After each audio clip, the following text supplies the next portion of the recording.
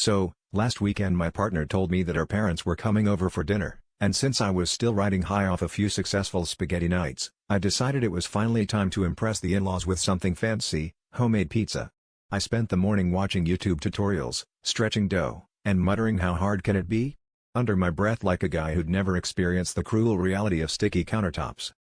Things started to go wrong the moment I tried to toss the dough in the air. Instead of spinning majestically, it landed on the ceiling fan and did 3 full rotations before slapping me in the face like an angry tortilla. My father-in-law, who considers grilled cheese a culinary risk, just nodded solemnly and said, "That's how you know it's authentic." My partner's mom, meanwhile, was already Googling local pizza delivery, which should have been my first clue to surrender. But no, I pressed on. I slathered on sauce, overloaded the thing with toppings, and slid it onto the oven rack. That's when the trouble really started. The dough folded over itself like a love letter to gluten, cheese started dripping onto the oven coils, and smoke poured out so fast even the fire alarm gave up and just started screaming in Morse code. In the chaos, I grabbed oven mitts, tried to yank the pizza out, and launched a molten pepperoni frisbee straight into my father-in-law's lap. He didn't flinch, just looked me dead in the eye and said, "Extra crispy, just how I like it."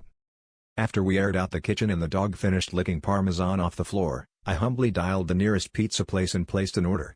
When the delivery driver arrived, I handed over a generous tip and said, "Just bring us your best apology, well done." And that, folks, is how I learned it's easier to deliver a punchline than a pizza.